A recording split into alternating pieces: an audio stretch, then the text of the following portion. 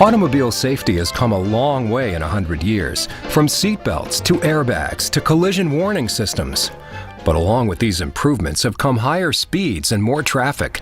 Given how dangerous driving can be, how do we design safer cars, informed by the way people actually drive? How can we achieve realism without the actual risk? The National Advanced Driving Simulator at the University of Iowa addresses this with a high-precision tool that recreates the experience of driving, the NADS-1 simulator. This high-fidelity ground vehicle simulator was the first of its kind in the world and provides the most realistic virtual driving experience available. Our mission is to help save lives. We believe that by having a tool that allows us to put human beings in a very safe and controlled environment, but yet allows them to drive like they would in the real world, a tool like that is invaluable in trying to figure out how we can lower the loss of life. The NADS-1 consists of an entire vehicle inside a 24-foot dome with a wraparound 360-degree visual display system. A motion base with 13 degrees of freedom accurately reproduces the sensations of accelerating, braking, maneuvering, and interaction with the road surface. These features combine to give the NADS-1 an unparalleled level of realism. Most people, they have a pretty good sense for what driving feels like. So we have to have a tool that replicates that driving experience really well, because the whole premise of the research that's being done on the tool is that when people get in and they drive the NADS-1 simulator, that they truly believe that they're driving a car. A major study at NADS evaluated electronic stability control, an active safety system designed to help drivers maintain control of their vehicles in adverse conditions. Because research was able to show that the system was effective, the National Highway and Traffic Safety Administration made ESC a standard feature in light vehicles, estimating the system will save thousands of lives annually.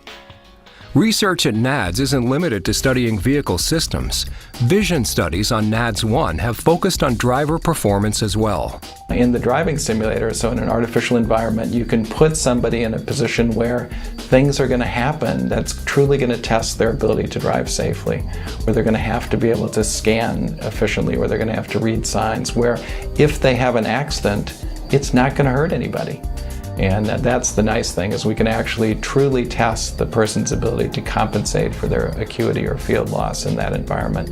You can't do it anywhere else. Dr. Wilkinson's work, providing visual rehabilitation and advocacy for older drivers, is an example of how NADS research can help improve quality of life. You know, as part of the Center for Macular Degeneration, we're seeing lots of people who have inherited eye diseases.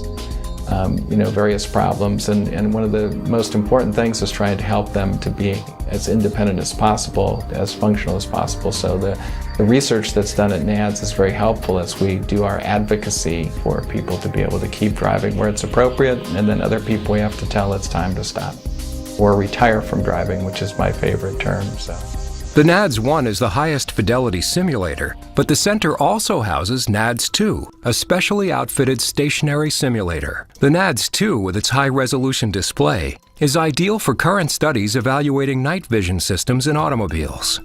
At the present time, the US government doesn't really have a scientific database of detailed information on how night vision systems in car perform, what sort of things you can and cannot see, and what sort of performance enhancements you can expect out of them with regard to, say, for example, avoiding pedestrians at night and so forth.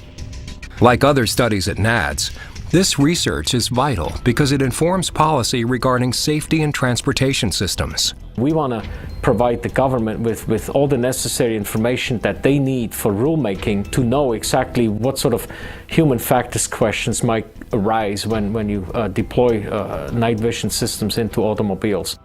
As part of the Center for Computer-Aided Design in the College of Engineering, NADS continues Iowa's tradition of innovation in human factors studies.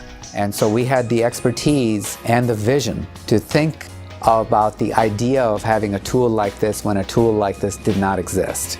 While automobile safety continues to improve with the help of centers like NADS, there will surely be more questions to answer as long as we use vehicles to get around.